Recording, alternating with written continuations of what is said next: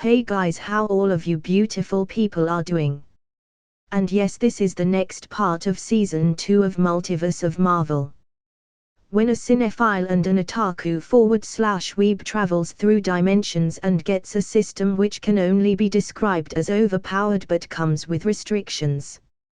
At first he was overjoyed with the system but soon realizes that he is in a very dangerous world where his life was at risk all the time. So let's start without any delay. John reached the police station and saw Jane and Darcy signing some forms for the release of Dr. Selvig. He approached her as she was signing. "Hi Dr. Foster. Need any help in releasing Dr. Selvig?" No, it's fine. We are already done." Jane replied. "Hi. Remember me?" Darcy also joined in. "Yes, of course. Where is your intern?" John said. How do you know there is an intern of mine?" Darcy said. John just smiled to that. "Are you spying on us via Google?" Darcy asked as she believed in any controversial theory. "Of course no. You don't think my only power is getting contact with superheroes, right?" John said. Darcy was surprised by this answer. In the meantime, Eric was released. They wanted to bring Eric to a hospital but somehow Jane was able to convince the police otherwise. All four took a taxi and went to Eric's place. His place was a mess with papers and various instruments spread across the room. "Eric, what the hell happened? Why were you running naked in Stonehenge?" Jane asked with some anger. "Because Dr. Selvig discovered something extraordinary. Isn't it right, Dr. Selvig?" John said. "How you know about this?" Eric asked with curiosity. "Yes, I do. It's been few thousand years since the last alignment. This will be another one." "What are you both talking about?" Darcy asked. "The convergence. Every 5,000 years all the 9 realms will be in an alignment for few minutes. During this time the boundary lines between the 9 realms becomes blurred. In a few days' time there will be another convergence in Greenwich. Dr. Selvig, I guess you have necessary equipments for controlling the boundary lines." "God. You know everything." "Yes, I did." "Good, you need to set them up. I will call SHIELD to secure the location. It might get nasty." "Great, another adventure. Can't wait for it to start." Darcy rejoiced when she heard it. Eric operated on his equipments as he wanted to make sure they worked properly while Jane researched more on the gravitational anomaly around. She wanted to find out more about it. John on the other hand called Fury and said to ward off unnecessary problems that might cause when convergence occurs.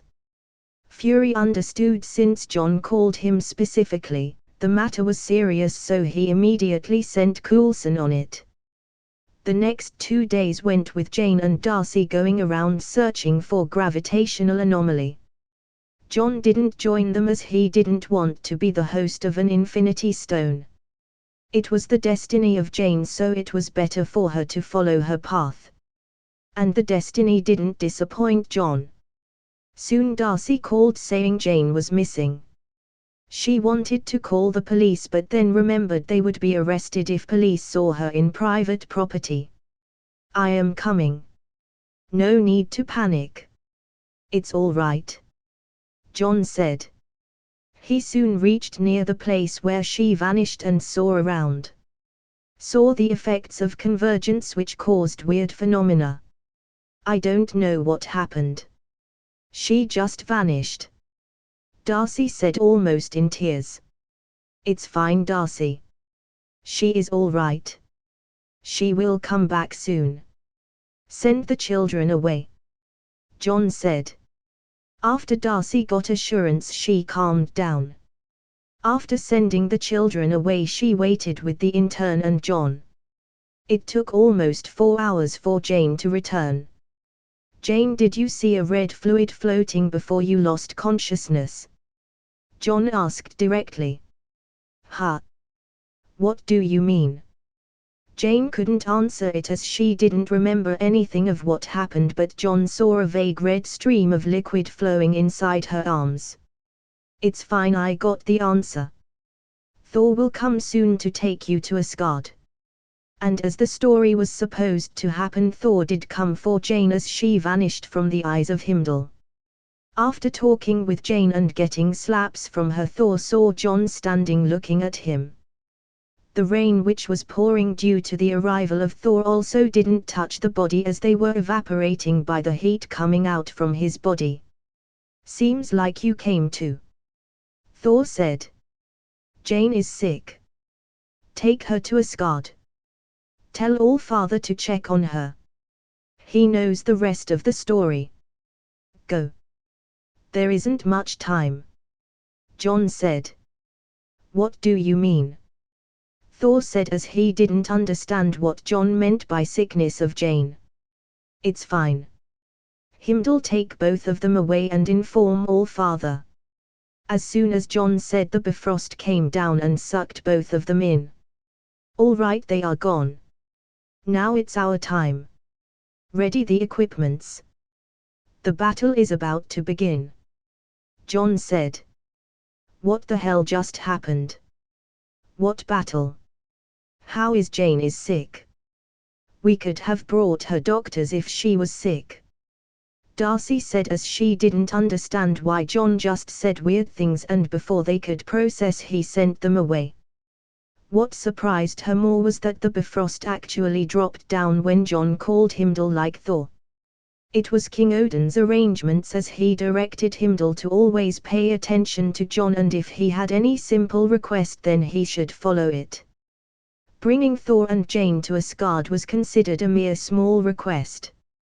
Thor took away Jane to Asgard and went to the healers for checking on her. He then proceeded to tell Odin what John had said. Odin was displeased that Jane came to Asgard, but when Thor said that it was John who guided it, he became serious. The moment Thor said that John asked him to check on Jane, he came to the room where Jane was kept. After checking on her, Odin immediately knew the matter was grave. Then Odin proceeded to tell the story of Aether and the Dark Elves. As Odin was speaking, he wondered if the murder of Frigga came from the Dark Elves, but he couldn't act on anything as John had warned him against distorting future. He could only be passive and react accordingly.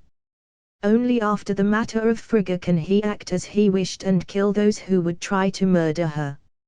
As Malekith, who sensed that the Aether was in Asgard, mounted an attack after few days onto Asgard and even sent an accursed to the prison of Asgard to do a two-prong attack like in the original story.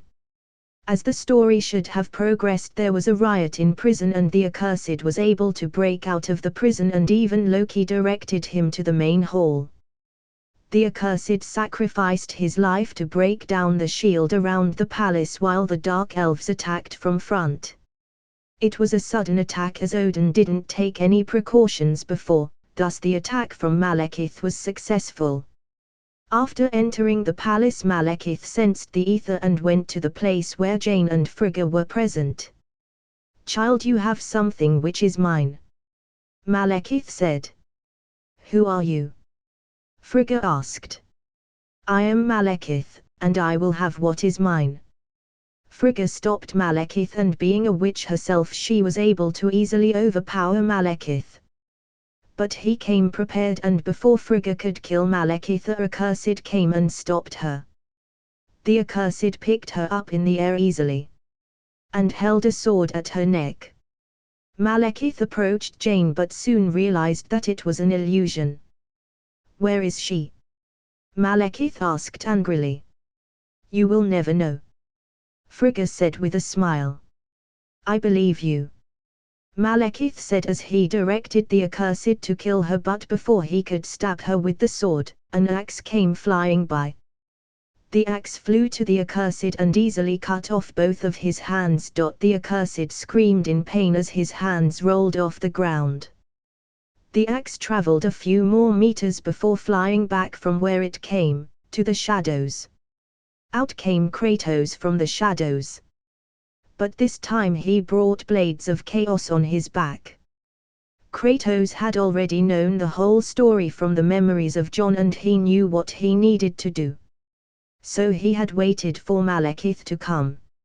She just became my son's godmother. Can't let her die so early now, can we? He took the blades in his hands and flung it to the accursed. The blades left a trail of fire as it flew to the accursed. He was already in pain and couldn't dodge the blades. The blades cut the body of accursed in two halves and thus ending the life of the accursed the next moment. At the same moment, Thor came flying by and struck lightning in his face.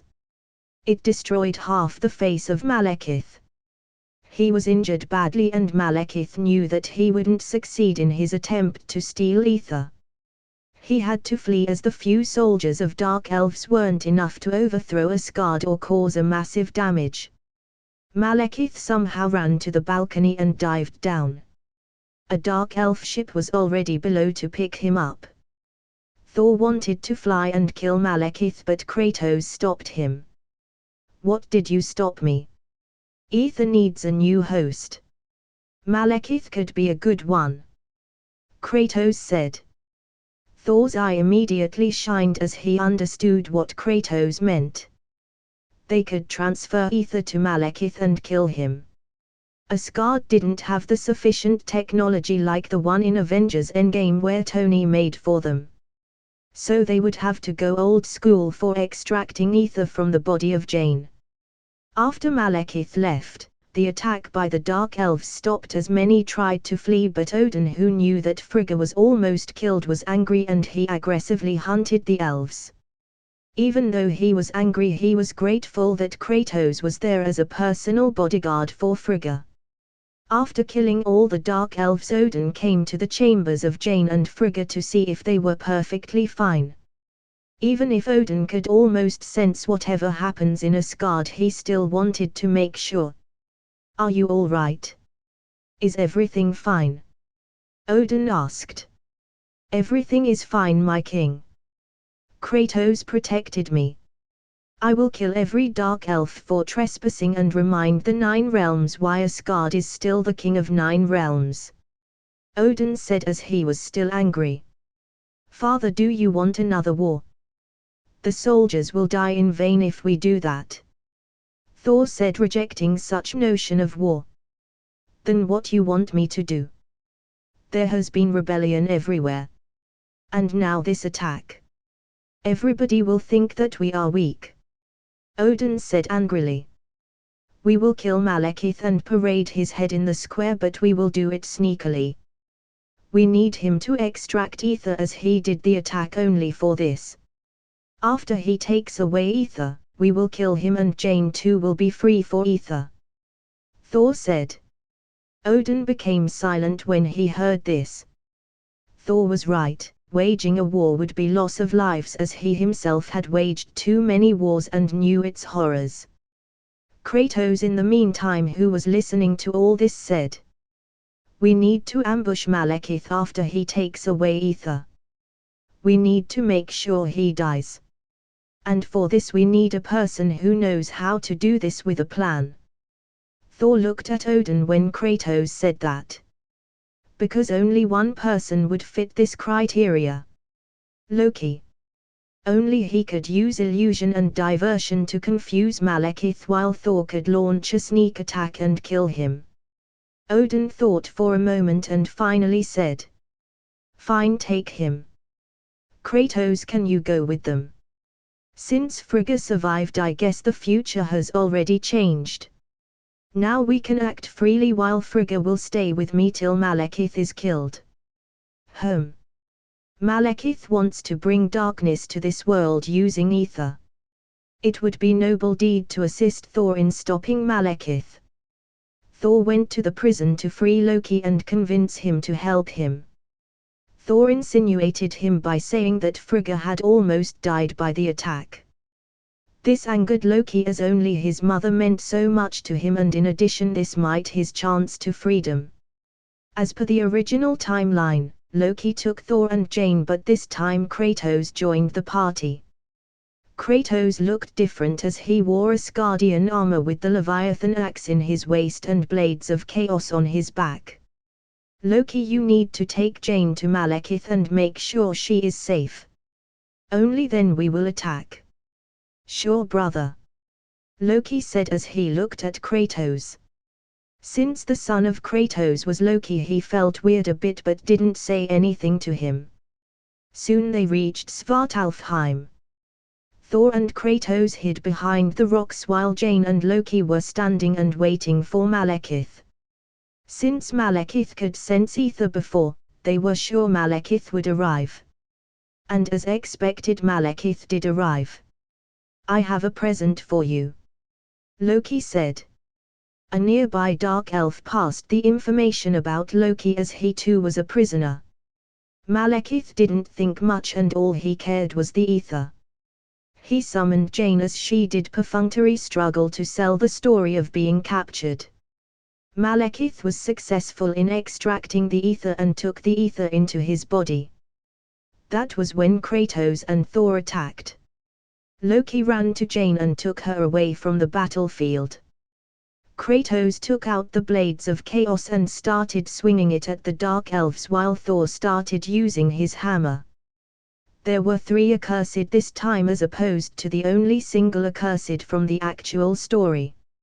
Since this time the accursed knew about the powers of Kratos, they were able to dodge and retaliate.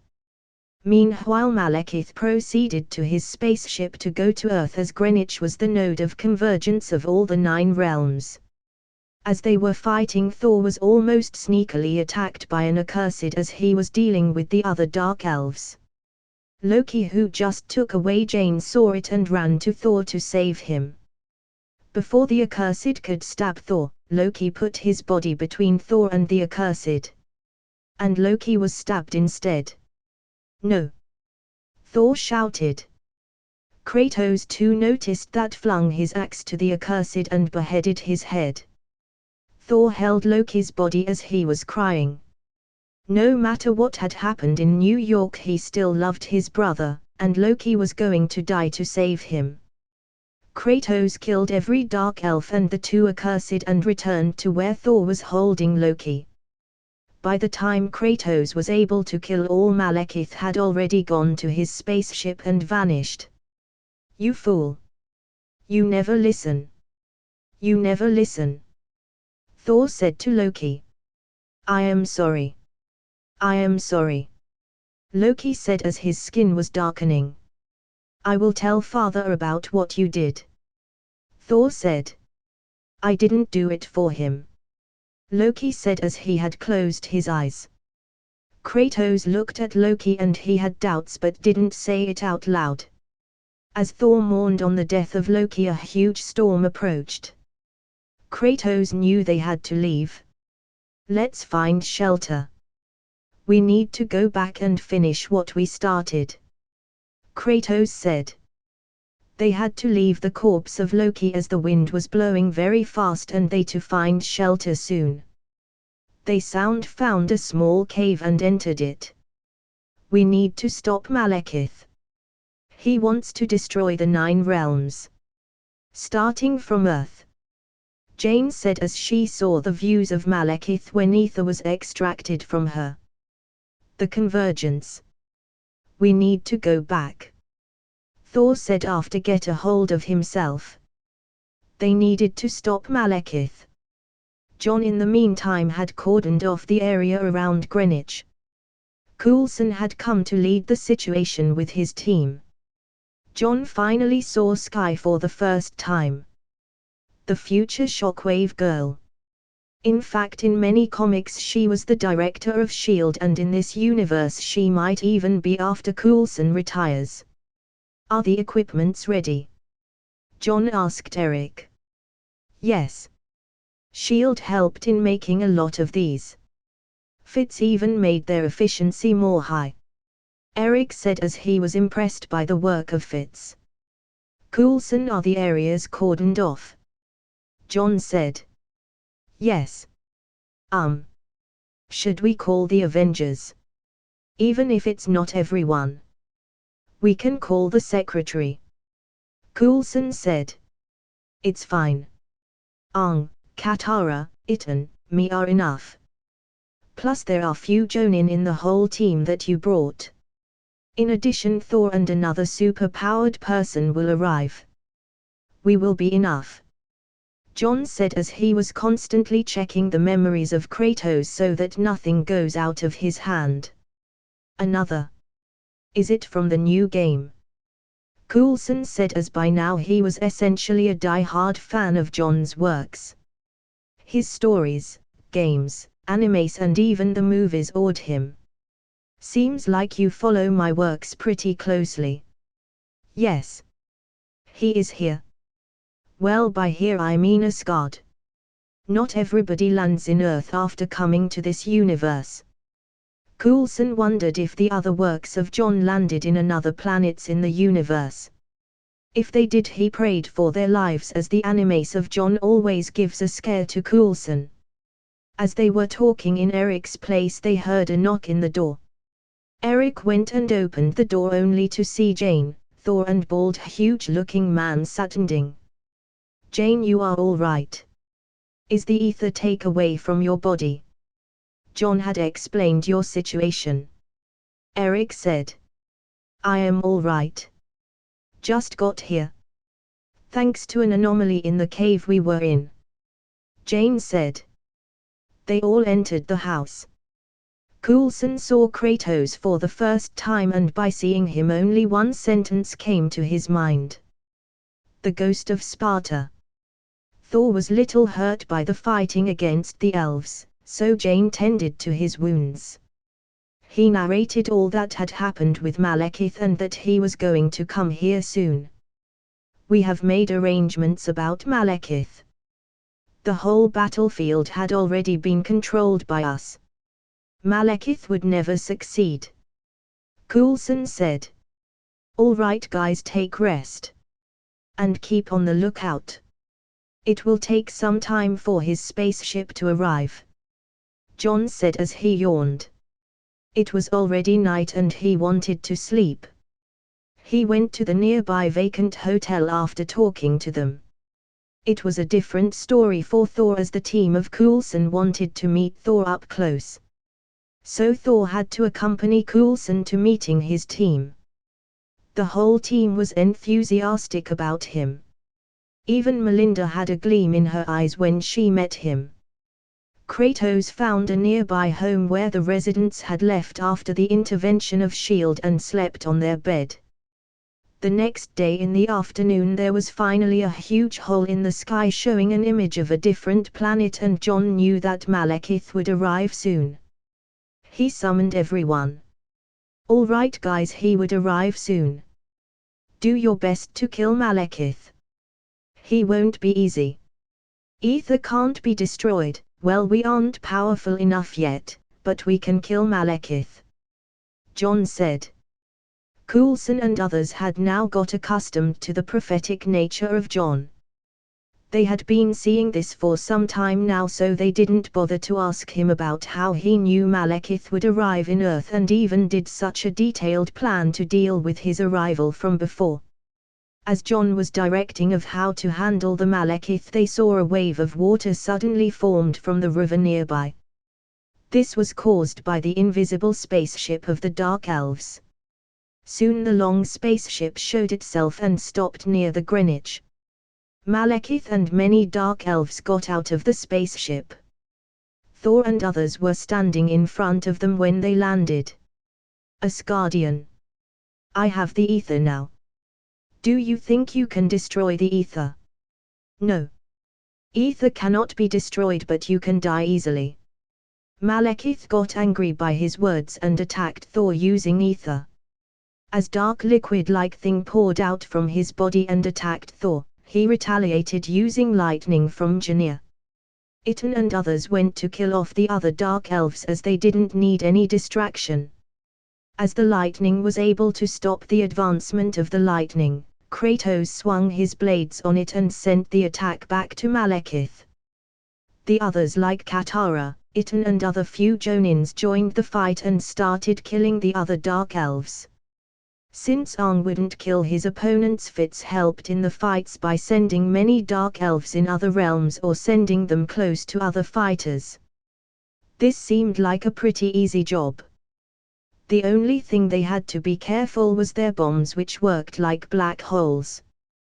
The Shine Abyss were easily able to achieve that, while Katara had the river close by to use all the water she needed. Her blades made device was easily able to cut through the Dark Elves, as she didn't have any hesitation in killing aliens who wanted to bring darkness to the 9 realms. After few minutes of shuffle with the other Dark Elves, the other soon joined the fight against Malekith, which to be honest was finding it hard to stop both Kratos and Thor together. Even in original story he was pretty much beaten up by Thor, and now Kratos, who had the blades, was like a huge mountain to climb for.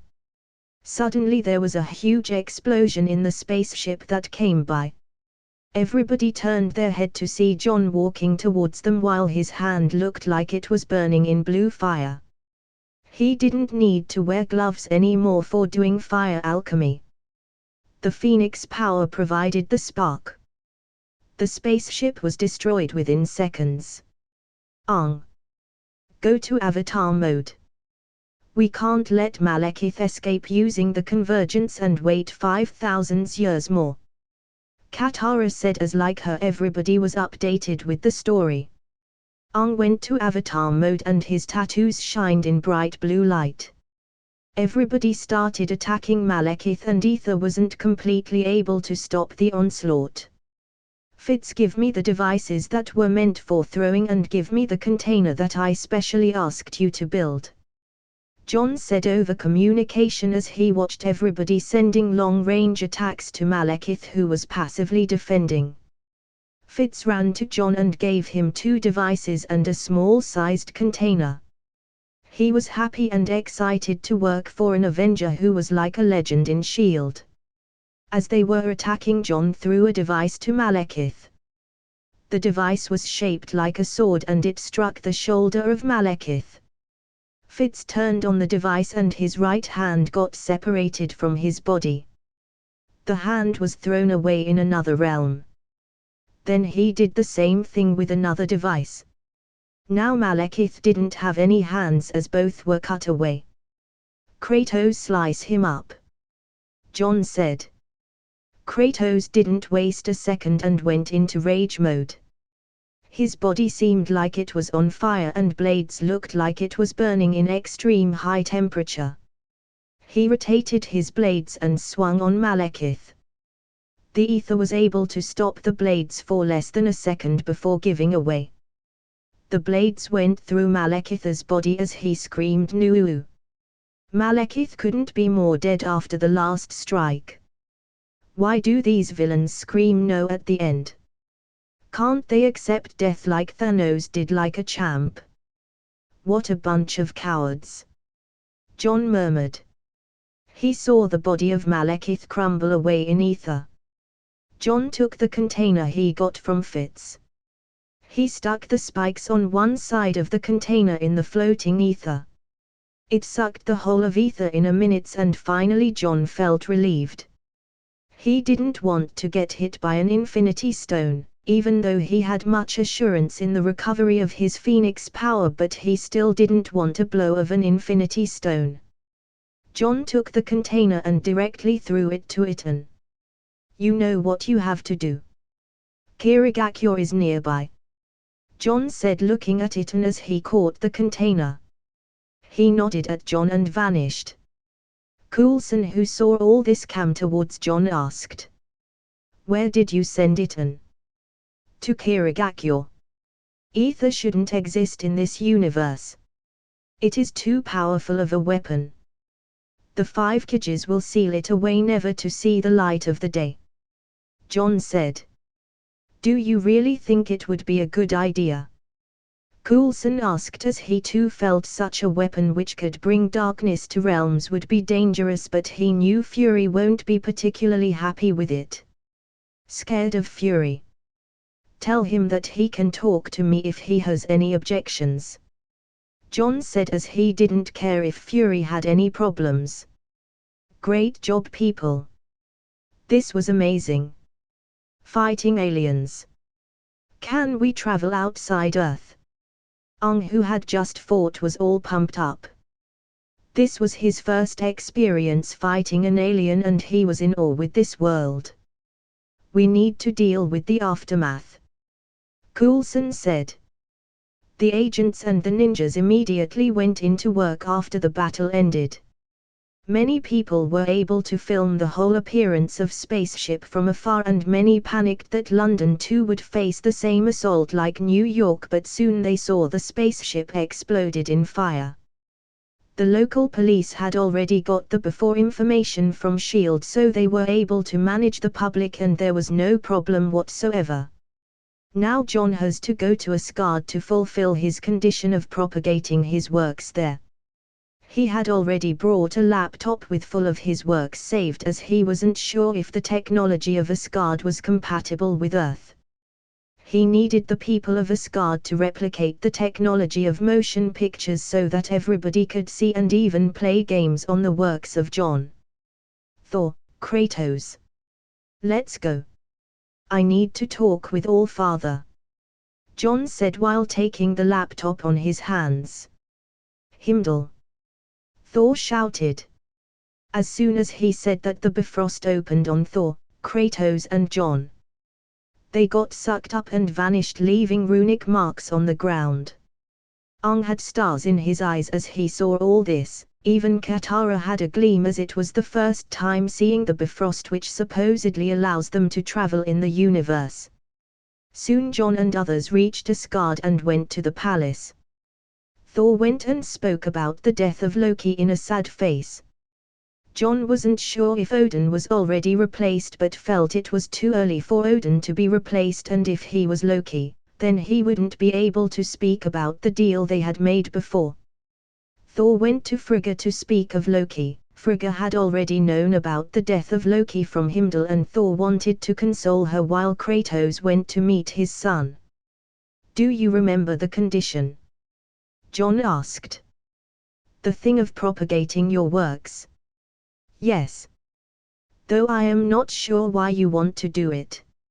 I will accept it, Odin said, and John was relieved after hearing that, as that meant he wasn't Loki. John didn't want to confront Loki again now as he was a headache. Good. I have brought what we call a laptop. Everything is saved here and you can tell your scientists or engineers to use this laptop to propagate my works all over Asgard. That would be greatly appreciated, John said. Odin called one of his guard and directed him to take away the laptop and follow what John had said. Thank you for helping save the life of Frigga, Odin finally said with emotion. Don't thank me yet. I am not sure if she is fully safe. Have you kept her under watch always? John asked. Ha! You mean Malekith is still alive? But Heimdall said you all killed him, Odin said with a confused and an anxious tone. Everything has consequences in this world, All-Father. Kratos saving her might have rubbed some people the wrong way. You ask all the people around her to leave. I will take care of her safety for the next few days. I want to check my own theory. Are you sure about that? I can ask Thor and even I can be there for her safety, Odin said. No, since nobody had come to take her yet, I want to see if anybody comes when me and Kratos are present near her. It will be fine, I am enough for them if they come, John assured. Though I am not sure why you are asking me to do this, but I will accept as you have saved her before, Odin said. Odin then asked a guard to call Frigga, who still had teary eyes, and ask her opinion. She soon arrived with 3 guards by her side. After greeting John, Odin told her about the arrangements for the next few days. I can accept the arrangement, but I want to know who are we facing this time. I want to be prepared this time as opposed to being blind. Frigga asked. I am not sure if they will come, but if they come then make sure you don't get hit by their light stick. They have power over time, so it will be extremely difficult for you to retaliate if you get hit by it. John said. Time powers. That is a forbidden magic. Frigga said as she was brought up by which, so she knew about time. Magic. No, they use time powers via technology and maybe a little bit of magic elements. Well, it's fine. Kratos and I will be there. Even Atreus can be helpful in this, but I don't want any guards nearby. Odin called Kratos and Atreus. Kratos had gone to the arena where Atreus was learning archery and melee fights with the other Asgardians. They returned to the palace after Odin called them. John mentioned his plan to Kratos and Atreus wanted to join as he too wanted to safeguard his godmother. Frigga felt happy as at least there was another Loki for her. Okay, we will go now. Don't come near us, John said. John wanted to be alone with Frigga for his own theory. He expected the arrival of TVA, but since they still haven't acted, it might be for another reason. In Loki series, the TVA made sure that nobody was around when they abducted anyone, or at least even if they showed their face to anyone, the people who saw them wouldn't be able to spread about their weird appearance to anyone out of nowhere. This happened when Sylvie was abducted by TVA from Asgard as nobody was near her.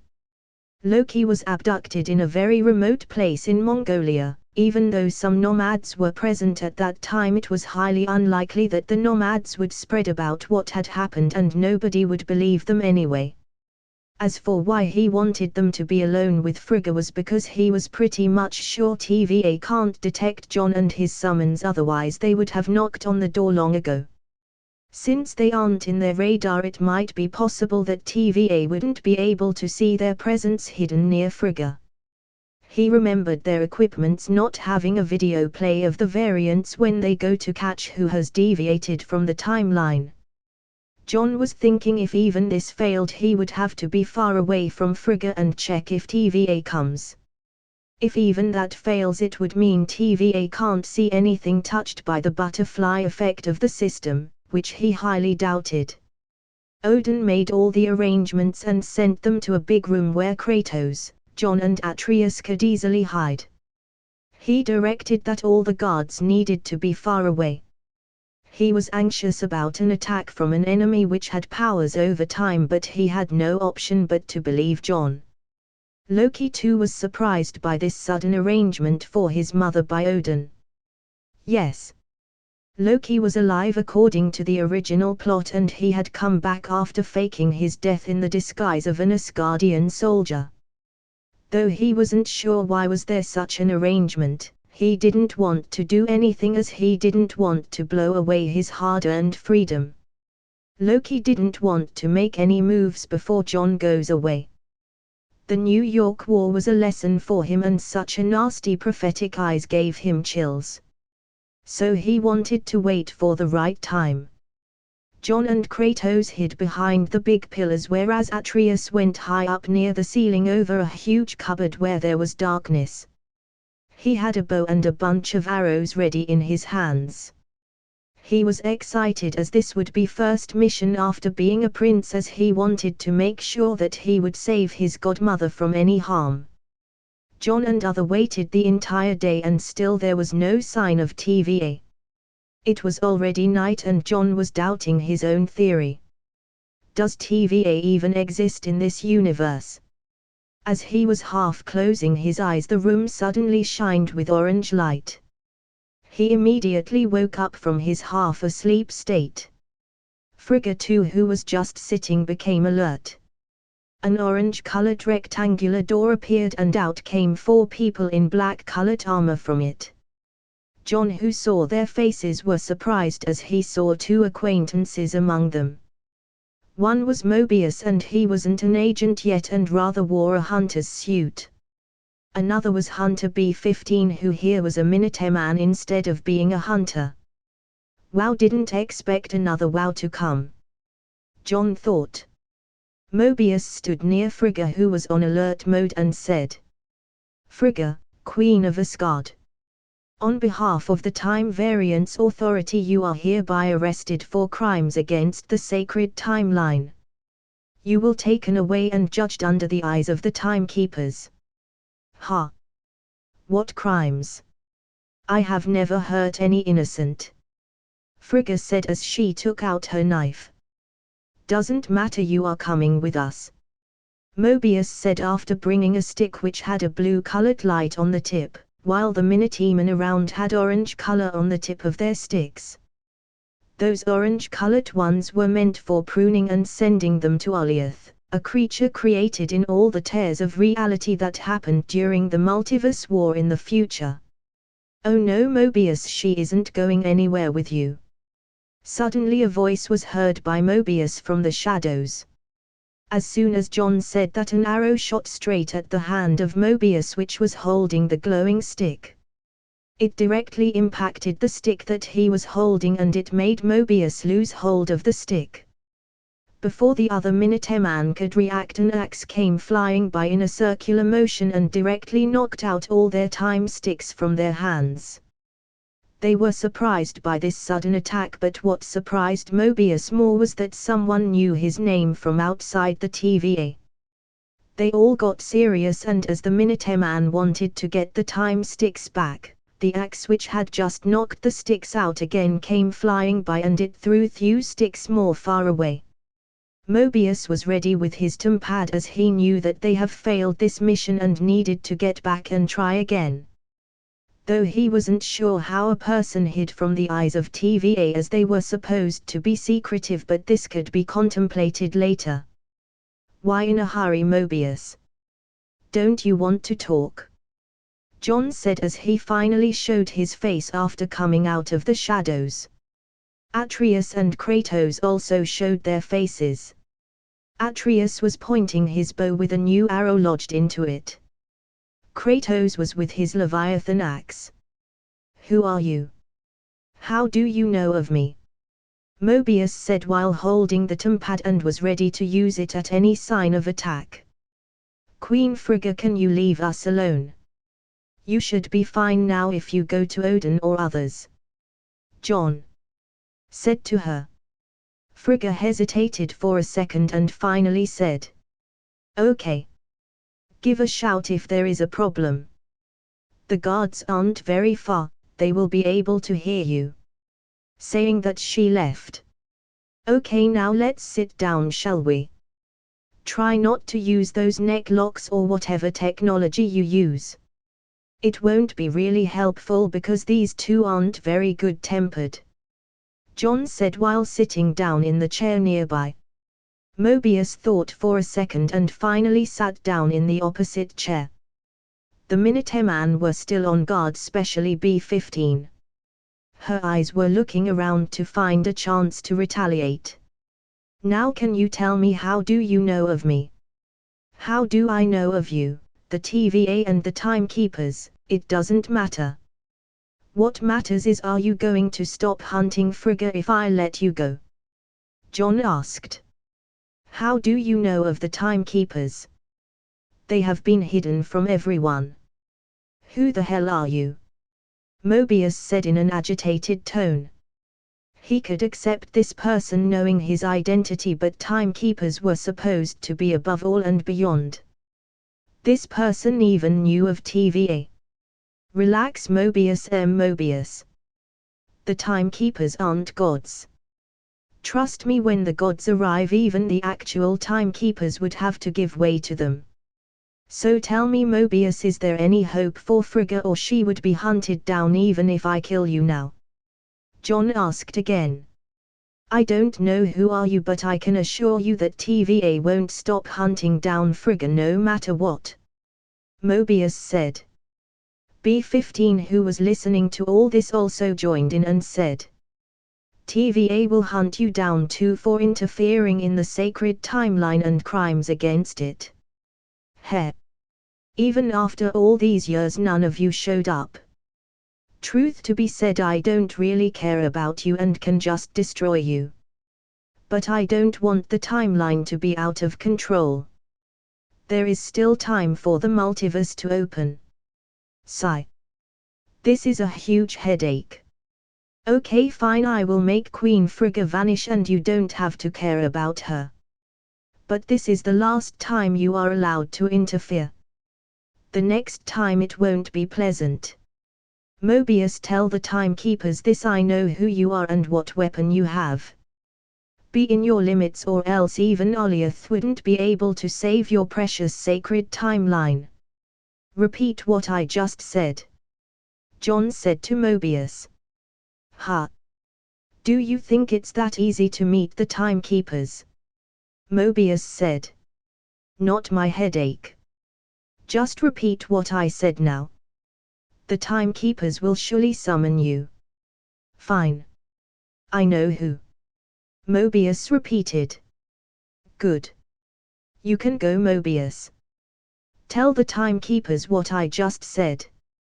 B15, you can turn away your eyes, I am not your enemy. Queen Frigga won't be a problem for now. John said after getting up from the chair. See you soon, Mobius. I hope the next time we meet, you will be an agent. Good luck in finding Loki. John said. Mobius trembled when John said the last sentence. Loki being on the run had been a headache for TVA, but it was a topmost secret. How the hell does this guy know about Loki? Do we have a leak in TVA? But that's impossible as the timekeepers look over everything. I need to speak with higher authorities for this. Mobius said as he operated the tempad. An orange door opened and they went in. They couldn't get the time sticks back as Kratos and Atreus had already collected them after they were disarmed.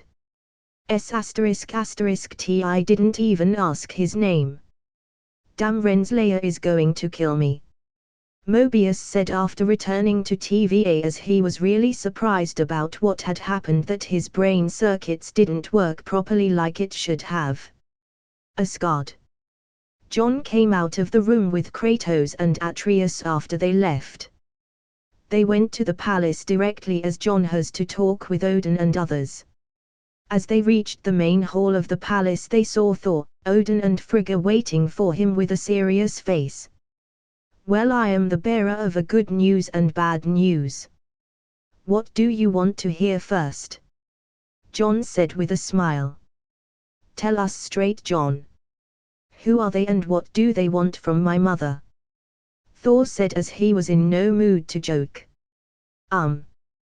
Think of them as a powerful organization. Since Queen Frigga has escaped death and those who escape their destined death or veer off course from their destined path, they hunt them and take them back to their organization. The good news is that they won't come to disturb us, but the bad news is I will have to vanish Queen Frigga from the face of the universe or the hunt will continue. How dare they? I will destroy their organization and make them history. Thor roared. Trust me, Thor, Asgard will lose if you go to war against them. John said. We Avengers can band together and even we can ask help from the ninja witch Heimdall saw during the New York War. Thor said. Well, we can and we might even win against them, but the universe will slide into chaos. Are you ready to gamble the fate of millions? John said. Then what do you want us to do? Make Frigga die? Odin said in a deep tone. Of course no, All-Father. I can take her somewhere where they can never find her and can never hunt her. John said. Where is that? Thor asked. The world of ninjas. The world that got attached to Earth few years ago. Can they be trusted? Forgive me, but I have never met them, so I am not sure that they can even be trusted. Odin said. I understand, All Father. That's why I want to invite you to their world on behalf of the Kidges to meet at Earth. You can meet them and decide yourself if they can be trusted. How about that? John said. John was sure that TVA can't get into their world as their dimension was not from this universe to begin with. And the system would never allow an intruder that was being denied by John. Being in their world, she would invisible to TVA, thus saving her life. I accept the arrangements. Frigga said. My queen. It's not very logical for such things. Odin said. The whole incident started because I didn't die in a destined path. We witches have always known there are consequences if we try to change the future. Me living is already a blessing. If I can live in another world peacefully, that also won't be much of a problem. Frigga said. Queen Frigga, this arrangement would be temporary as their organization would soon break apart and can come back to actual world in a few years. John said. Are you sure about that? Thor asked. Yes. Their organization has a history with Asgard, so they will fall in the hands of an Asgardian. John said. Why have I never heard of such secretive organization? You say there is a history between us, but neither I nor my father spoke of any such organization which could control time. Odin said. All Father, time is relative here. John said. I understand. But we can keep Frigga near us always, so they will never come. Odin said, as he still insisted on keeping her in Asgard. Next time they might not care about people's presence and can attack even when people are present. John said. King Odin. It's fine.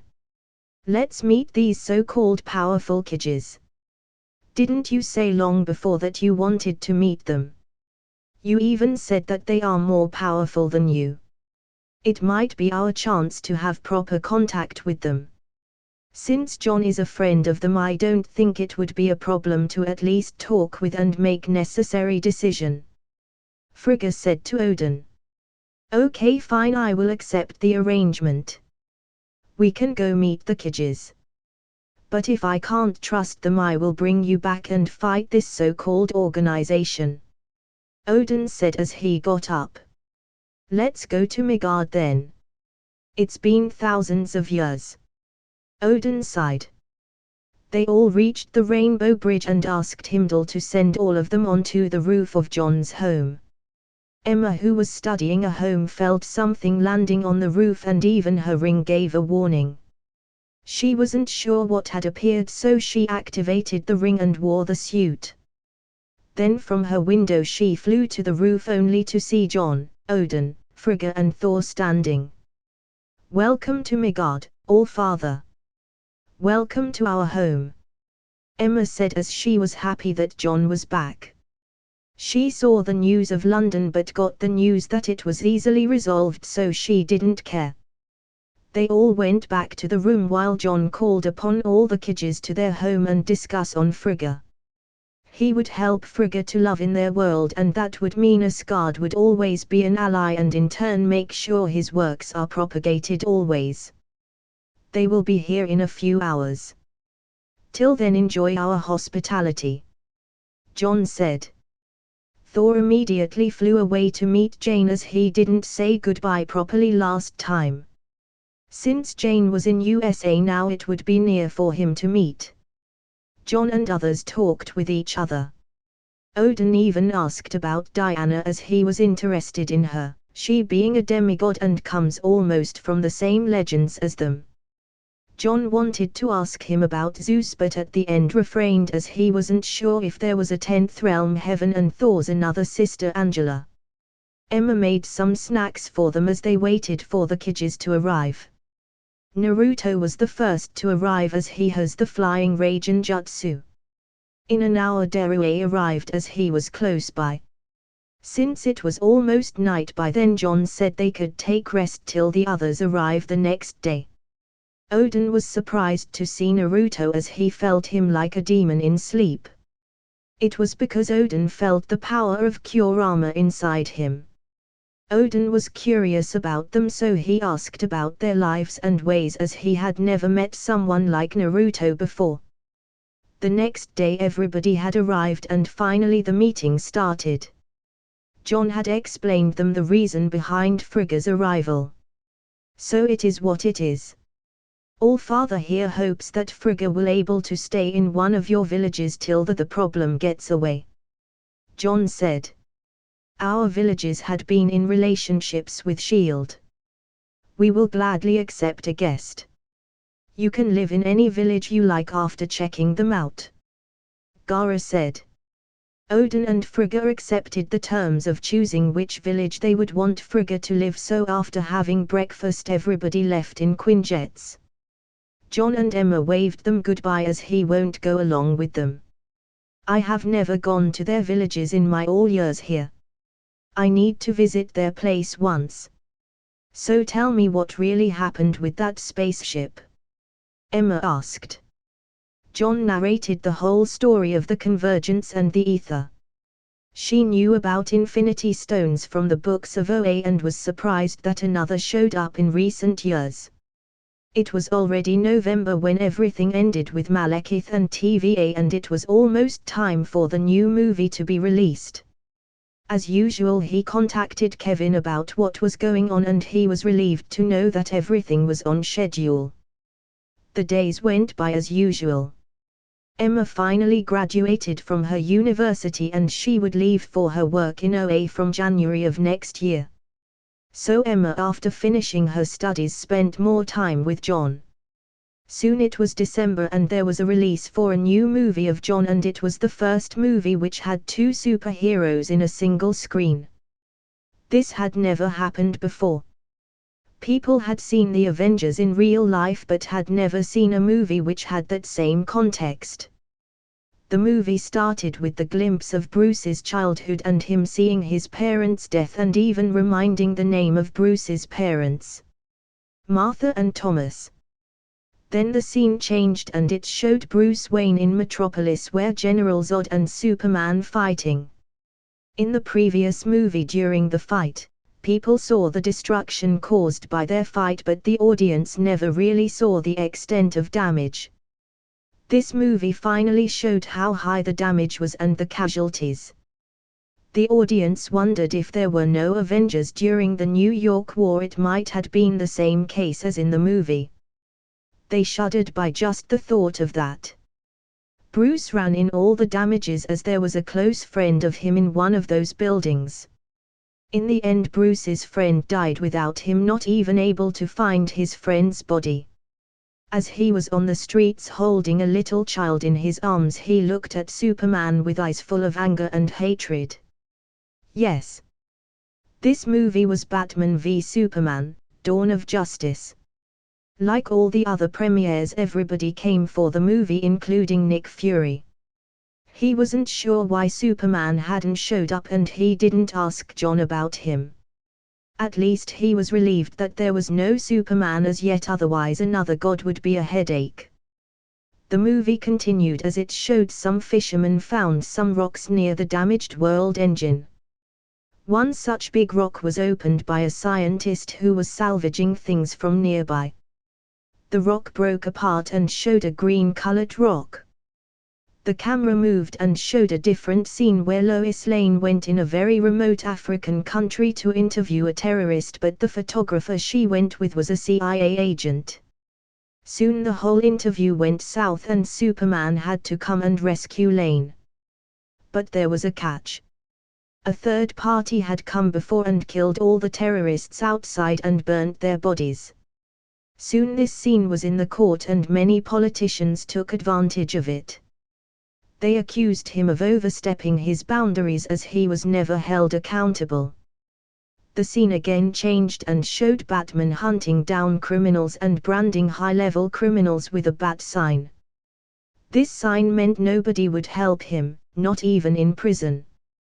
Didn't know you have some weird fetish of branding people. Tony joked to Bruce, who was beside him. I don't do that here anymore, as the criminals here are nothing as compared to Gotham. Bruce replied.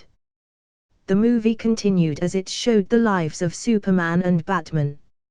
Superman now lived with Lois while Batman was searching for the white Portuguese. Bruce at first thought it was a bomb, but the more he delved into it, the more he found it mysterious, as Lex Corporation was behind it. One of the largest corporation in their world, on par with Wayne Enterprises. The movie didn't fail to show that Bruce was still very negative about Superman, while Clark, who worked for Daily Planet, was also very skeptical about the works of Batman. Bruce had finally decided that he needed to go to the home of Lex Luthor, head of Lex Corp, so that he could hack into his server and find out more about this white Portuguese. Soon Lex did a charity event where both Clark and Bruce went. But what surprised everybody was that there was Diana Prince too in the event. Everybody turned their heads to Diana. What? I just went there to get back what was mine, Diana said. They didn't ask more about it.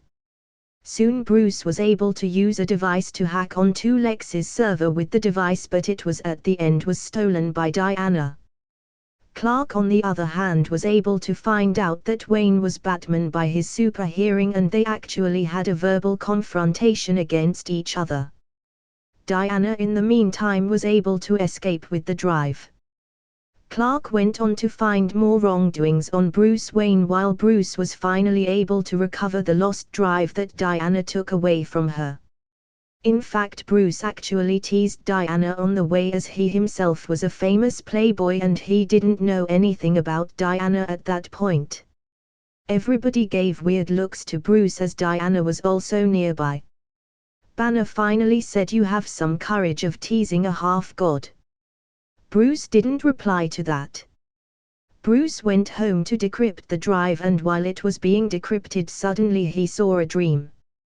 A person covered in lightning and had a weird red suit in his body. He looked like he came out of a weird portal and he was being constantly sucked into the portal. He said, "Bruce, listen to me now. You are right about him. You have always been right about him. It's Lois. She is the key. Am I too soon? I am too soon. You have always been right about him. Fear him. Find us, Bruce. Find us." As he said that, Bruce Wayne woke up with a start. Nobody in the audience understood what that dream was, but understood that it had some deep significance. Everyone looked at Diana and Bruce, who were sitting. Tony finally asked, "What the hell was that? Who was he?" "Barry Allen." This time it was John who replied. "What is the deal with him? Covered in lightning. Is he a lightning man?" Steve asked. "No, that's time travel." Wayne replied. "What?" Everybody shouted. All those who heard it shouted in unison, and it was so loud that many people in the audience heard. Even though their place was in a separate gallery, the shout was too loud. Tony and others felt embarrassed a bit when they saw the weird looks, but they didn't care. Nick Fury couldn't hold it and asked, "What are you talking about? Time travel? Is that even possible?" "Very much possible, Fury. Very much," John replied. "How does a person travel in time that way?" Tony asked, as he was trying to understand how a person could time travel. "You are smart. You know the answer," John said. "There are only two ways I can think about. Traveling faster than the speed of light, or using quantum technology. From the scenes it doesn't look like quantum, so it's faster than light." "Jesus! How fast is this man?" Tony said. "Damn, he has an idea of quantum technology. No wonder he made the time machine so fast in the future, John thought. The movie continued as the decryption ended and Bruce finally came to know about the White Portuguese. It was a ship that was carrying a stone that could make Kryptonians weak, and Bruce immediately decided to steal the rock. Bruce went on to steal the rock but was stopped by Superman. This was first time Batman and Superman met face to face. Next time they shine a light in the sky. Don't go to it. The bat is dead. Bury it. Tell me. Do you bleed? Superman looked at him for a second before flying away. You will. At the end Batman failed to steal the rock. And Superman had to face the trial of what happened before with the terrorists in Africa. But Lex had other plans with the trial. He rigged the court with a bomb and killed everyone. Since no bombs could affect Superman, he remained unscathed. Batman, looking at this, was more convinced that Superman was the enemy. He finally stole the rock from Lex's property. Lex had gotten access to the spaceship which had Genesis chamber on it, and with the corpse of General Zod he started experimentation and gathering knowledge of all the different worlds. As he was getting ready to fight Superman, he finally saw a decrypted folder labeled as Meta-Human.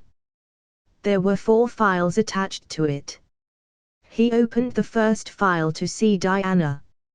As he went through the files he finally learned why she was special. Her age never changed in the pictures. Then when the last photo of her in the battlefield came into view he was shaken. The audience finally understood from where Bruce came to know about Diana. This connection surprised many of them.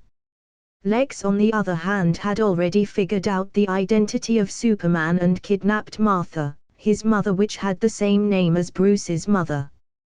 Bruce had sent all the files of Meta-Human to Diana.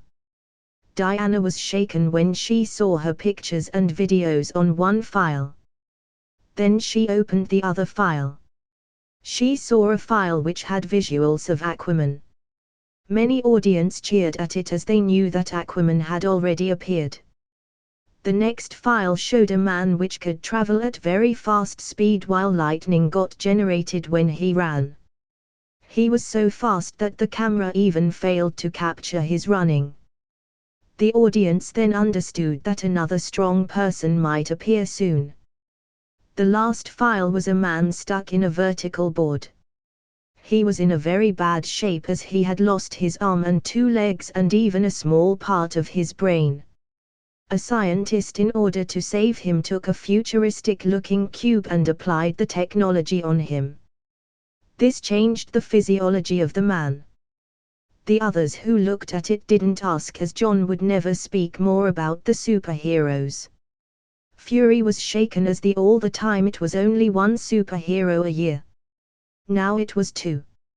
Meanwhile, Lex forced Superman to fight against Batman while Batman was ready with all the weapons. So the expected fight finally arrived. At the beginning Bruce was beaten down by a lot, but finally with the help of Rock he overpowered Superman. This was an epic fight. The audience were surprised to see that a man could fight a god. Dear God! You actually defeated him. That is amazing. Banner said. In almost all universes Superman was beaten down or had a toe-to-toe fight with Batman, but very rarely Superman won. John said. Everybody who listened to it were in awe of Bruce Wayne, as they never expected him to be so resourceful and powerful, and that too in many universes.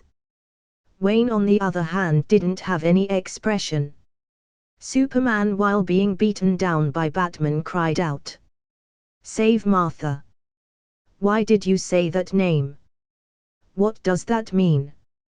Batman asked. Lois, which finally appeared in the battle scene, ran to them and said about Superman's mother. Batman understood at that time it was all a plot to make them fight each other. Batman took his Batwing to save Martha, whereas Superman went to the ship where Lex was continuing his experiments. While the fight went on, Lex was able to create a monster out of the corpse of General Zod. A monster that fed on energy. With eyes full of anger and hatred.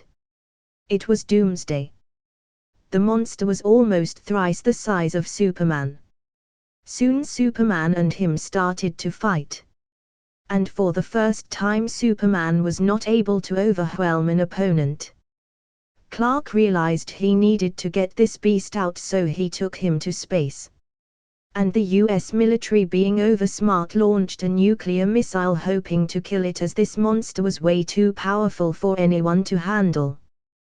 Diana, who was on her way in a plane, saw this news and left her flight before it could take off. The audience again felt it was like the New York War, as their two US had launched a nuclear missile. Some even felt it was John's version of New York War. But the missile didn't actually work like it did in New York War. It just made Doomsday more powerful. Batman, who returned from saving Martha, came to know all this, and he immediately knew he needed that kryptonite spear to kill this monster. Doomsday almost killed Batman with his laser, but Wonder Woman finally showed up and was able to stop him by using her famous shockwave from Bangles.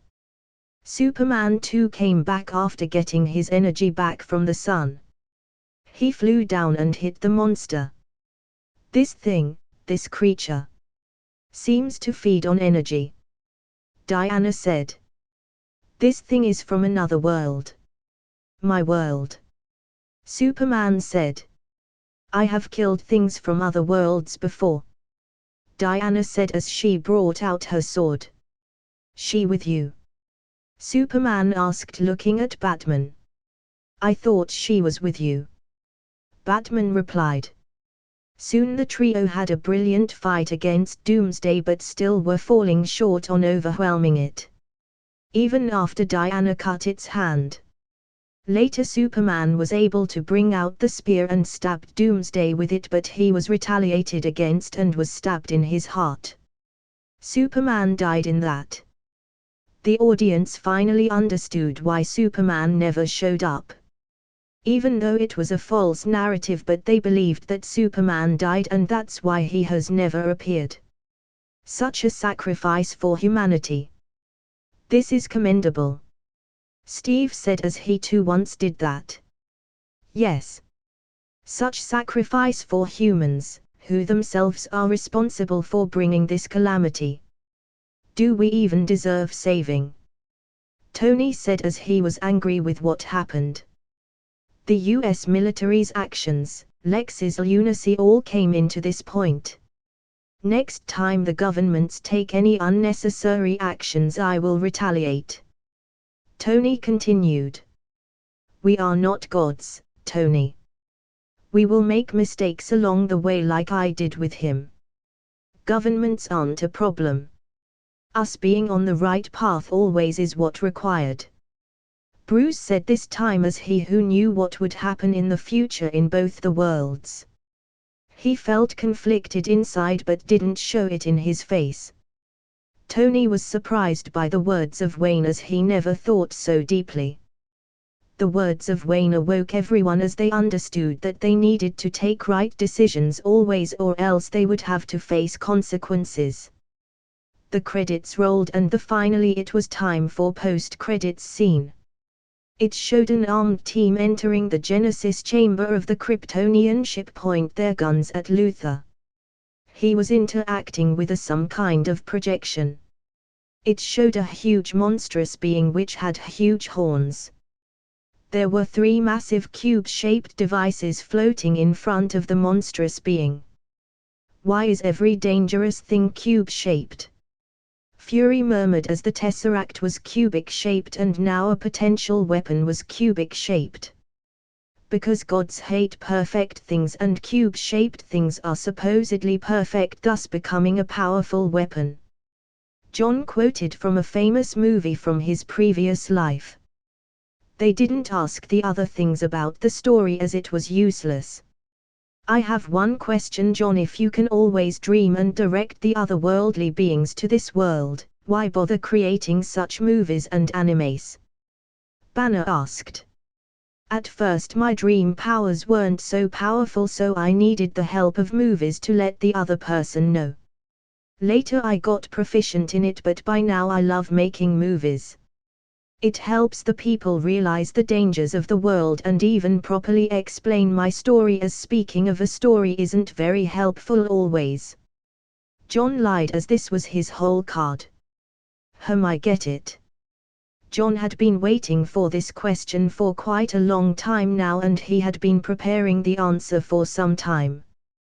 Being a good liar is also a superpower. I should be given Oscar for this show. John and others left for their home and work. The audience were buzzing about the new movie, as it was the first time that superheroes came together and even got to see the future heroes which might emerge. Even though there were doubts on some scenes of the movie, the general reaction was awesome. John earned a lot of fan values from the movie by the end of December from the movie. It was unexpected, as from his previous world the movie wasn't exactly liked by many, as there were problems with the scene and the story. It was probably because the characters were real in the world, and reality does sell a lot over something which is fabricated. Ding. Total fan values, 3.7 billion. The fan values were so high this time because of two reasons. Firstly, it was because there was too many works this year. 2 superhero movies have taken the fan values to almost 2.5 billion per year. Even though Man of Steel wasn't particularly liked, but the BVS changed the whole theme. Adding new animes helped a lot in accumulating more values per year, as that was most influential in gaining per year fan values. Secondly, it was Asgard. Frigga decided to live in Konoha after deliberation, while Odin accepted the conditions of John. The first thing that propagated in Asgard was the game God of War. Since Kratos was real in their life, it was better to start that way. It had only been over a month, so there wasn't much impact, but he was sure by the end of next year Asgard would add a lot of fan values, and he was looking forward to it. I can extract Cyborg and Flash when the time is right. There is no need to rush towards this matter. The next year I will only release one movie. There is no need for more. It will be my first step into space. Can't wait to start a new journey. By the second week of January, Emma and Hal were called by the Guardians, as the new rings were ready according to the sectors. The Guardians had to divide many regions of the known universe into sectors and create new rings according to the sector. Emma was sad and excited at the same time. She would be going on her own solo journey to maintain peace and order. A thing which she always wanted. Though Earth doesn't fall in her sector, she could always come when required. She was little sad as she would be away from John, but she accepted this arrangement. Will you miss me? Emma asked. Of course. Be safe out there. Use alchemy when required and call OA if there is any problem. The lanterns will always help you. John said. Yes. Love you. See you soon. Saying that, Emma flew away. Love you too. John shouted. And now the life of loneliness begins. I will have to step in space soon. Umbrella is going to release the cars soon. Can't wait for it. On the third week of January, John flew to Jurassic Park, as Tony had finally finished making the new thing that he wanted. After landing in Jurassic Park, he saw Alfred waiting for him near the helipad. Alfred. Is Bruce here too? Yes, Master Jameson. He has arrived. This project is important for Master Wayne too. John arrived at the home of Tony and went to the laboratory. He saw both Tony and Bruce looking at computer screens and discussing something. Is the ship ready? Yes, the ship is ready. We bought a nearby island for the launch of the ship and also made proper arrangements. I am very much sure of my technology and even used the cube on it. Starscream won't disappoint us. You named a spaceship after a Decepticon. Don't you think it will fail when it travels into space? John asked. Movies are movies. There is no Megatron here. Who cares what I name our first spaceship that can travel in the solar system in fast speed? The project they were talking about was the secret work Tony and Bruce were doing for the last 6 months to build a spaceship using the technology of Treasure Planet to travel in the solar system. It would have taken many years to complete it, but with the help of Cube they were able to complete it pretty fast. Thanks to the reference from the previous 2 ships, they found it easier to just copy from them and even implement the gravity system in their new spaceship. Did you test run it? John asked. No. I was waiting for you. As this project started because you asked us. Tony said. Let's go to the island then. I want to see Starscream. John said. John and others traveled to the nearby island to see how Starscream looked like. As they reached the island, John was able to see a massive structure. A massive spherical ball-like structure with a long cylindrical-shaped corridor attached to it. At the end of the cylindrical corridor there were 4 big thrusters, and each thruster were placed like in the 4 corners of a square. Why does this look like a walking stick of an old man, Tony? John asked. What do you mean? This was the most efficient way to accumulate the solar wind. The spherical chamber will make sure to catch the solar energy while also not creating drag when we launch into space. Tony defended. Okay, fine. You are the all-knowing genius. Starscream, how do you feel? John asked. The spaceship, which was silent, spoke for the first time. It's cool. I don't find any problem in the body yet. I can fly into space and see if there is any problem which I haven't diagnosed yet. Starscream said in a metallic tone. Good. Go fly into space. John said. The thrusters started burning out immediately, and within a minute the heat generated by it was so high that they all had to take many steps back. Soon there was a lift-off and it started going upwards. After a couple of minutes Starscream started looking small, and soon it went so far that they couldn't even see. Well, the lift-off was fine. Now we'll have to wait for it to come back. Bruce, have you informed the World Council that there would be a spaceship into space today? I don't want the governments poking their nose in it as of yet. John asked.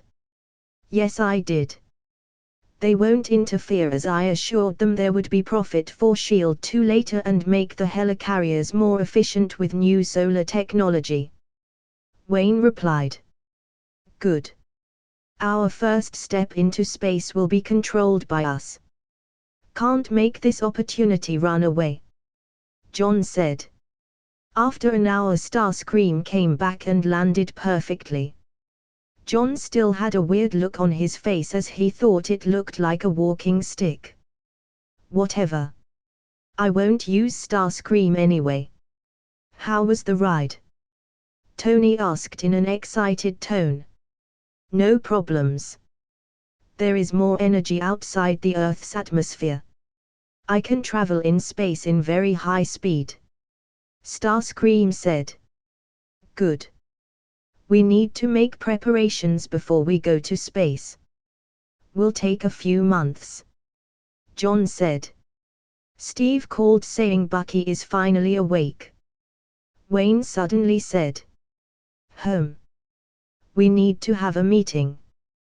Call everyone including Arthur and Mera. They have traveled long enough. John stayed in Jurassic Park while also roaming around. Since the dinosaurs are his summons, so they always had a goodwill to John, so he had fun with them and even rode a brontosaurus. He had a good amount enjoyment. The next day everybody arrived together at the park, including Bucky. John looked at Bucky as he was like normal but still had a stiff face. As they were about to enter Tony's home for the meeting, John stopped everybody outside. "Let's just stay here. It might become nasty pretty soon," John said. "Huh. Our enemy's going to attack us," Steve said as he became serious, thinking there might be another enemy coming. "No. Steve, did you bring your shield?" John asked. "Yes." "Why? Go bring it." "Tony, go suit up," John said. "Huh. Why are you asking us to do this?" Tony asked. "You will know soon, now go," John said. They both returned after a minute being full suit up. "All right, seems everybody is ready. Let the story begin," John said as he went near Bucky. "Longing, rusted, 17, daybreak." "No. Stop. No." Bucky became sacred. He lifted his hand to stop John, but Arthur came and stopped him. "What are you doing?" Steve said as he didn't understand what John was saying as it was a Russian language. Tony understood the meaning of the words thanks to Jarvis but didn't understand why Bucky was acting weird. "Please stop it. Please," Bucky screamed as he noticed he was losing control over himself. Furnace 9, benign, homecoming 1, freight car, John said as Arthur stopped Bucky to move while John spoke those words. "Ready to comply," Bucky finally said after calming down. "What the hell is going on?" Steve said, now really anxious as he saw Bucky the same way he was before. These were the activation words that Hydra used to activate him and make run errands for them. The Soviet Union and Hydra carried out this joint operation of the Winter Soldier project. John said. "Okay. So you mean those words affect his subconscious and control him?" Tony asked. "Yes. Well, we will have to take him to a neurosurgeon to make him better. He needs medical therapy," Tony said. "That he needs. Now let's come to the real thing," John said. "Tony, your parents didn't die by car accident." "What?" Tony shouted. "What do you mean?" As he became serious for the first time. "What the hell does that mean?" "That's exactly what I mean. They were killed," John said. "Killed? Murdered? Who murdered them?" Tony asked, now fully agitated. "It's the Winter Soldier," John said, pointing at Bucky. Tony looked at Bucky with murder eyes now. He was almost sure of what John had said was true, but he wanted to look into his eyes when he would ask the question. Bucky, who was still disoriented, didn't know what was going on. He looked blankly at John. "Are you sure, John, of what you are saying?" Steve asked to remedy the situation as he wasn't sure of what really happened. It's not been many days since Bucky had returned to normalcy. "Yes. In that car accident, Bucky went after Tony's parents," John said. Tony didn't hold it as soon John said that. He directly opened his hand thruster and blasted at Bucky. Before the blast could reach Bucky, Steve defended against it with his shield. Both didn't even doubt John, as he never lied to anyone, and him being able to dream about other universes meant it was most probably true. "Tony, we need to talk." He wasn't in his right mind. You saw what the words of John did to him.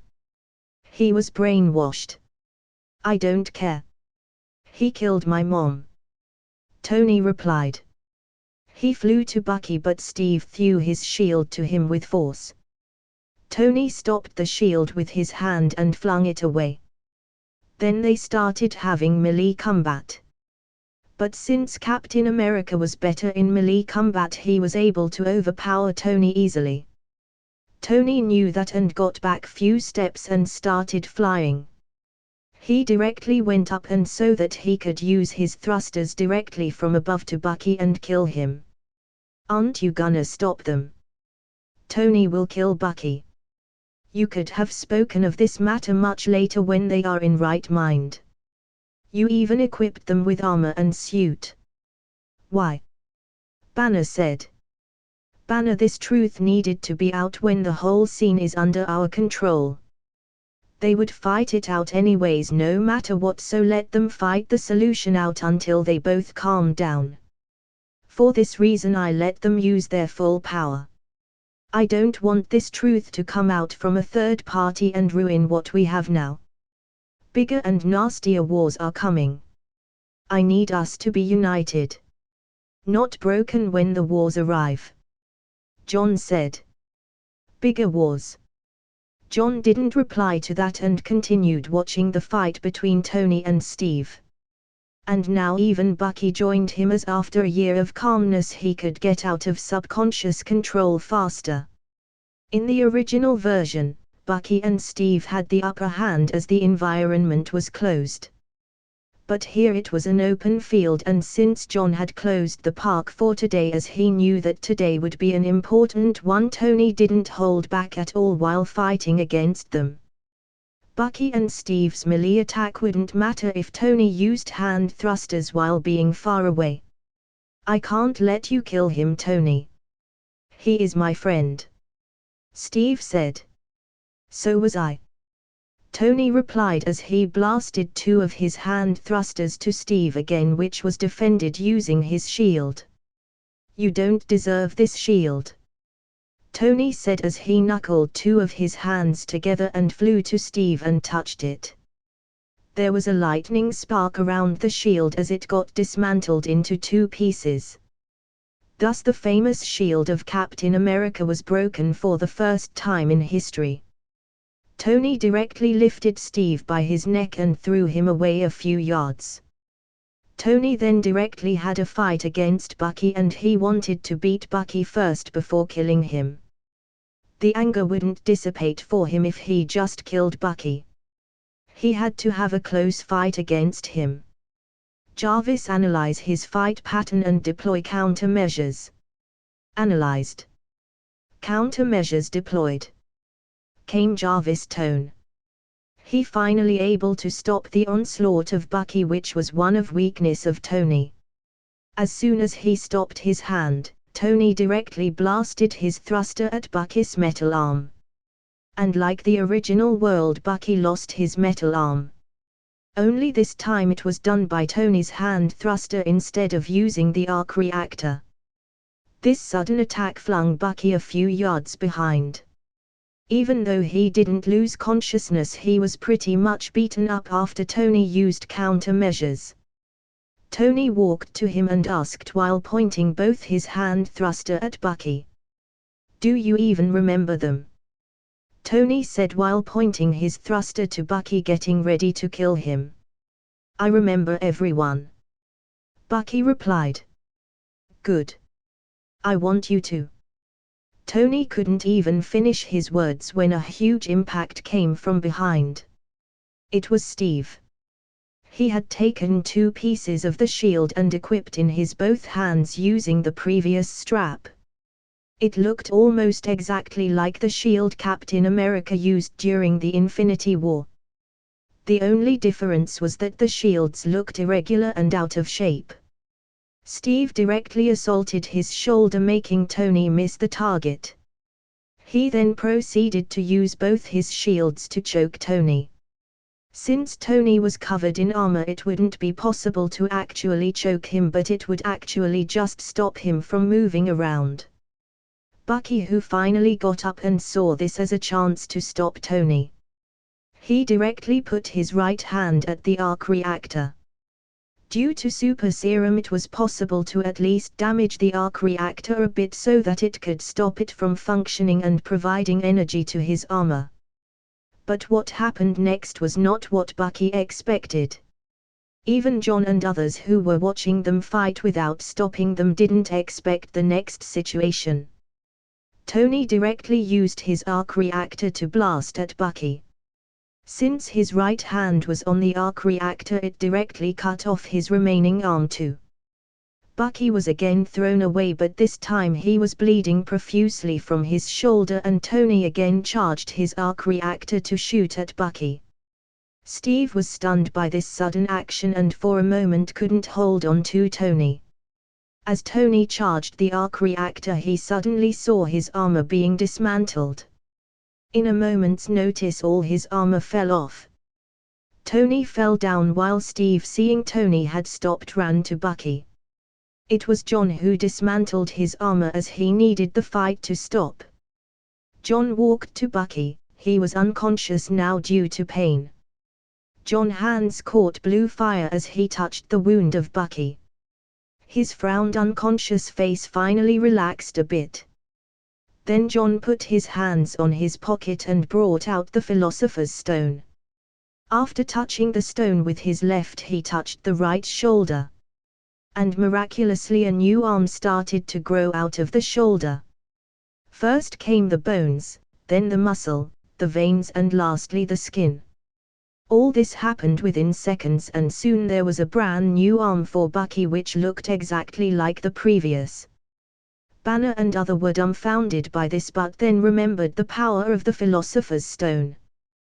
Bucky gained consciousness, and he was the most surprised as he saw that his lost arm had grown back. Jarvis. Call Mark 42. It isn't over yet. Call all the suits out.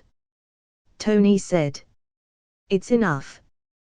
Do you think 42 will accompany you in this path of revenge? Do you think I will allow you to continue the fight? Didn't you fight enough?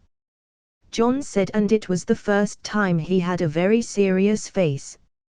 42 would never come to help Tony, as anything made by the cube was at the end under the control of John. John gave Tony the cube so that he could profit off him. He killed my parents, John. I can't forgive him for this. Tony said. Do you think he had control over it? Or did you think Hydra would let your parents go after they decided to murder your father? Are you so naive that you let vengeance take your control? What about the thousands of families that your weapons killed? What do you say about that? Ha! John said with a more greater tone. I had no control over the weapons. He did it with his own hands. Tony retorted. Hands? You made weapons, Tony. Are you so naive to think that it would never fall in wrong hands? You wanted to make profit, you wanted to build an empire greater than your father to satisfy your ego and show the world that you are better than him. It didn't occur to you that what you did was wrong before Yinsen almost sacrificed his life. But I am a changed man now. Tony again said. Then do you think Bucky will kill everyone again? At least he suffers from nightmares from all the innocents he had killed. You don't even know the faces of the people that your weapons killed. John said. Tony went silent when John said that. Steve didn't utter a single word in that debate as he was too concerned about Bucky. He was relieved to see that Bucky was all and well. Even though he lost his metal arm, but that was easily replaceable by technology. Steve finally lifted Bucky to his feet. Even though John had healed all his injuries by the Philosopher's Stone, both were exhausted. I can't forgive him, John, I just can't. Tony was adamant. I am not asking you to forgive him. But I am asking you to be united when the time demands. Much bigger and dangerous wars are coming, Tony. The wars which we all might not even survive, enemies which will make us desperate, weapons that you couldn't even imagine. I need us to be together. Avengers cannot fall. John said with more grave tone. Tony, Steve and others didn't speak a word against it. Even if they don't know what war is John speaking about, but seeing the serious face of John, it meant the upcoming times wouldn't be peaceful like now. All right, let's go inside, we need to talk, John said. Everybody went inside. Tony went ahead as he couldn't stand the look of Bucky. He stopped because he knew no matter what he couldn't kill Bucky, and even if he did that wouldn't be justice. Hydra was already dead. He just felt more angry thinking he didn't give them a more gruesome death. And Tony also knew with all the members of the team present it wouldn't be good, as nobody would allow the fight to continue. They all sat in a big table. This was officially the first meeting of the Avengers after it was formed. Even though it started with violence, nonetheless everyone was present except for the Green Lanterns. Even though Emma never joined the Avengers, she was already considered one. Tony didn't join the meeting. He was too angry and worn out mentally to even attend the meeting. So he just left. John didn't mind that, he was actually little surprised. He thought Tony would be more adamant in killing Bucky. That was anticlimactic. First of all, I am sorry, Bucky. I introduced the team in such a way that you all had to almost had a close call of death. But I needed that secret to be out. I can't jeopardize our team for such a secret, John said. Bucky nodded his head to John but didn't speak. He had always been silent, and now after going through such times he had become more like a monk. I guess Steve has introduced every one of us to you. So I will skip the formalities. I called everyone here because firstly I will be leaving Earth soon for bringing more members to the team. They have landed in another planet and Earth is too unknown of a planet for them to find us, John said. Space travel. We don't even have spaceships, Arthur said.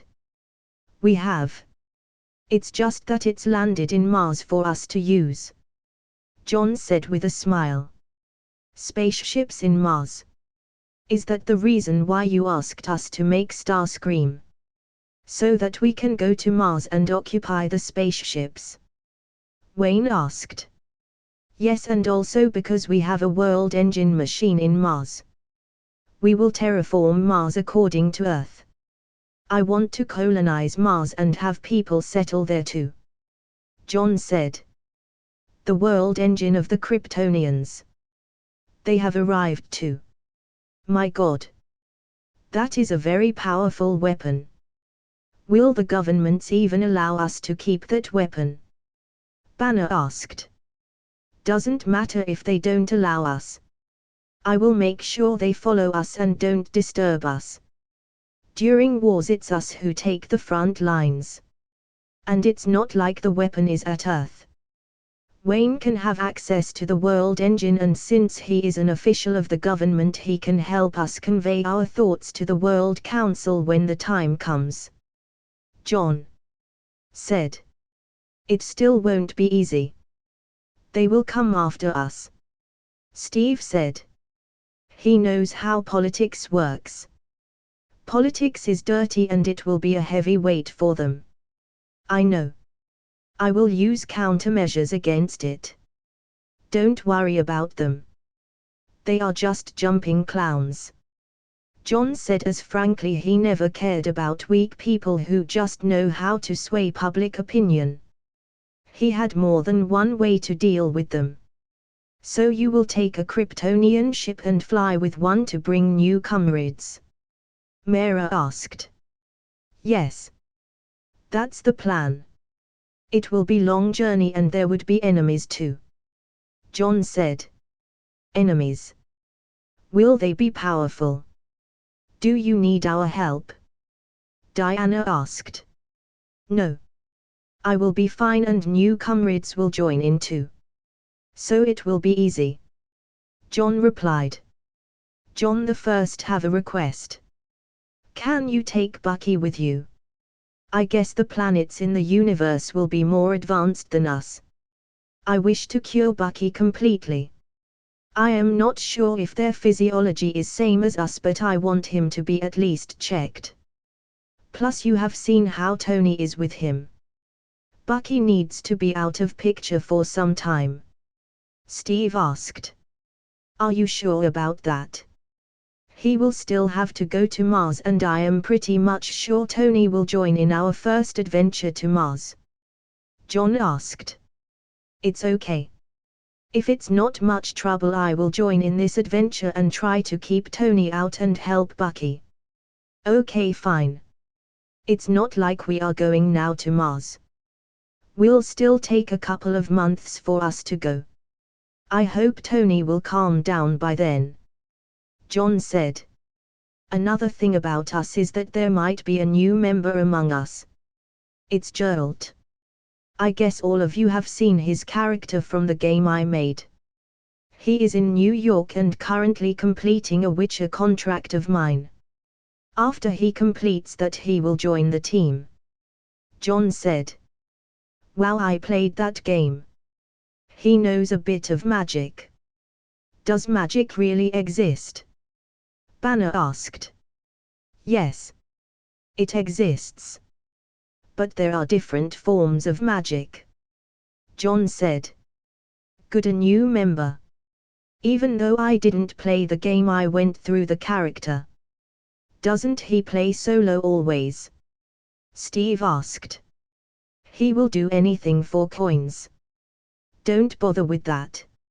It's a pity that Natasha and Clint didn't join the meeting. I heard Fury was able to convince Oliver to join. John asked Wayne. Yes. I have known him from my universe. Seeing me sitting as the secretary, he decided to join. They went on a mission to search for Strucker. Wayne replied. John and others then spoke of normal things and discussed how they would colonize Mars and such other matters. Even though NASA and few countries had sent some robots of Mars, they actually haven't discovered many places. Bucky finally spoke in the meeting. Even though he didn't say much, but at least it meant he was on board with the team and even accepted to travel with John for finding a cure. They all left after that. John stayed behind as he needed to talk with Tony. He had been a friend with Tony for a long time now, so he didn't want a friendship to be broken just because of a past incident which they didn't have a control on. Are they gone? Tony asked as soon as John entered the courtyard where Tony was sitting and sipping juice. Jarvis had already sent all the discussion about us to you. Who are you kidding? John said as he sat at the chair near him. Can't you stop using your prophetic dreamy powers for once? Tony asked. I don't need powers to understand you, Tony. A control freak like you will never be away from such a huge discussion. I am just surprised you didn't try to kill Bucky again. John said. I am not consumed by vengeance. I understand my past too. It's just I can't sit in the same table as him. And Steve. He defended Bucky. Tony said as he was still pissed. Will you care about this misunderstanding if the survival of the universe is on your shoulders? No. So it's better you try to forget them. John said. The universe on my shoulders? You mean I have saved universes in other parallel worlds? Tony asked. You have saved worlds and was responsible for destruction too. So this is me trying to help you. John said. Tony was dumbstruck by that comment. He didn't know what he should say to that. Since you heard our discussion, how far is the launch of the cars? When can the customers get their hands on it? John asked, changing the topic. By next month the cars will be launched. 10,000 models are almost ready to be sold and 90% of them are booked. The last 10% I will send them to shops to be sold offline. Pepper is handling the business and logistics. I need to check on Starscream one last time too before we go to Mars. Okay, so we need to handle the announcement. You are good at it. In a week after you calm down, make the announcement. Till then I will make arrangements for the new movie. How many days will it take for us to reach Mars? Well, from my calculations 3 days, and the return journey will be 7 days due to reverse solar wind. I need to get my hands on the Kryptonian ships in Mars. Tony said. You can. But the condition remains the same. No internet upload of the knowledge or schematics. John said. Sometimes you are more paranoid than Wayne. Tony said. After spending 3 days in Jurassic Park, he left. John even called Pepper to explain what had happened. Pepper was astonished that such a huge revelation took place. She understood why John called her, so she went to talk with Tony about what had happened. After arriving in New York, he directly went to Disney headquarters and inquired about the new project. This was a huge movie and it was going to be a long one, so he needed everything to be perfect for the movie. The days went by as he directed the course of the movie and even used the system to bring out animes which he hadn't watched in his previous life but had a general idea of them. John lost a lot of fan values due to such extraction, but he knew he could gain more by just propagating them. In 2 weeks' time, Tony finally announced that the cars will hit the market by second week of February. Those who booked before would be delivered, and while a small amount of them would be up for offline sale. People were very much ecstatic for a new brand of cars that would change the transportation industry forever. Tony even said that by next year Umbrella will sell ship and plane models more efficient than the world had ever seen. This excited the people more, as that would mean less wastage of money. The renowned economists were debating that this would highly affect the economy, as transportation is required in everything.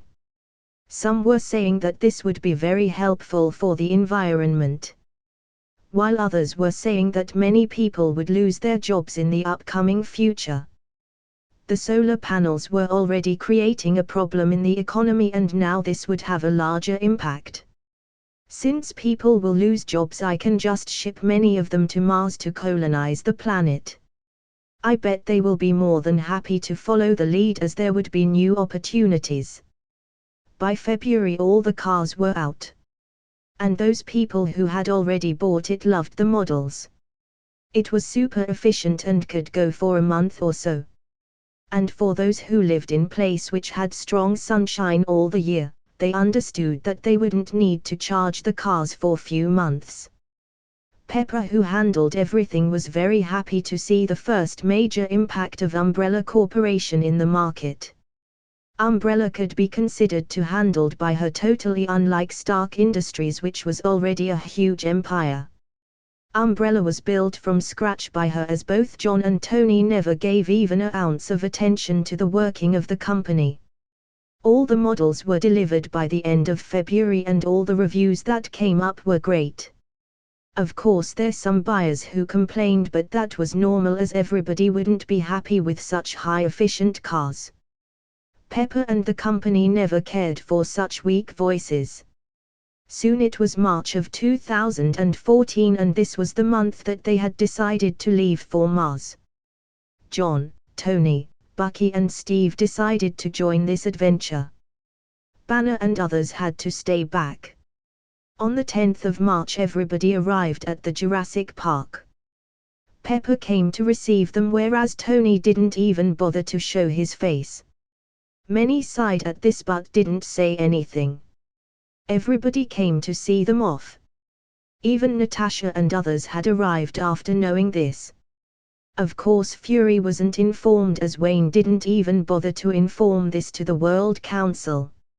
Since Natasha and Clint were the actual members of Avengers, they joined in the fun and got to know about it. There were new guys in the roster though. Oliver Queen and Felicity Smoke. Felicity joined Umbrella under the recommendation of John, and she soon rose to the post of personal secretary of Pepper due to her resourcefulness. Pepper was more than happy to appoint Smoke as her secretary. She was more than great in computers and even dealt with superheroes before, so Pepper was happy and relieved as she didn't have to hide anything from her. Smoke's own boyfriend had now joined the Avengers. Oliver introduced himself to others. Clint was very happy with the joining of Oliver as they both had same skills. Even though Oliver was better in melee combat, thanks to the training in the League, Clint was more than happy to let him join the Avengers and help him more in archery and combat. They all went to the hotel in the park to stay for the night as the next day was scheduled as the departure day. They all woke up early as they had to leave early. Everybody came to the other island where Starscream was kept hidden. Tony made sure that no satellite could pick up any signature from Starscream as the ships that John brought before was exposed pretty early. Tony didn't want any hindrance in making the spaceship, so he and Banner paid particular attention to it. Though Starscream wasn't invisible like the helicarriers, it wouldn't pop up in the radar. While they exit the Earth's atmosphere, the satellites might be able to catch images of Starscream, but by that they would have already gone into space. The last time when Starscream went to space, it made sure that he avoided detection of satellites. But this time it wouldn't be possible as farther away from Earth they go, it would be easier for the huge cameras of satellites to pick them up. Is everything ready? John said as he brought 5 huge suitcases with him. Jesus, John. How long will you be gone for? Years. Tony asked as he saw such huge suitcases. I brought these for us. These are the Kryptonian suits. Configure them according to our biological settings. John said. Ha. But I specifically made suits for us so that we could be in Mars without any problems. Tony said embarrassingly. Then you should have told me earlier. John said as he had to spend some fan values to extract suit from Man of Steel movie. Even though it wasn't much, it still did hurt John. You can give them to me. I will try to configure them along the way. I have already set up a mobile laboratory inside. Good. I would prefer these suits instead of metal heads. I still am not sure how you even see through small eye holes of your suit. John said. They all entered Starscream and walked to the huge spherical dome at the front. John and others didn't enter last time, so they were surprised that the whole inside was made for luxury purposes. It had private suites, a bar and even a small swimming pool. The space inside looked more huge than they had expected. Tony, Wayne and Banner really outdid themselves in modeling the ship. Does the gravity inside work properly? John asked. Yes. It's perfect. It was Starscream who replied. That's it, guys. Hope you like the video. Like, share and subscribe the channel, and also make sure you tell me your recommendation in the comment section down below.